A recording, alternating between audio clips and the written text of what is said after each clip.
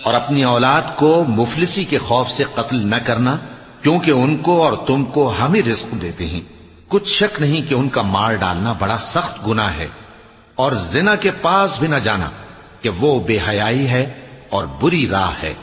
और जिस जानदार का मारना अल्लाह ने हराम किया है उसे कत्ल न करना मगर जायज तौर पर, यानी बफतवाए शरीयत।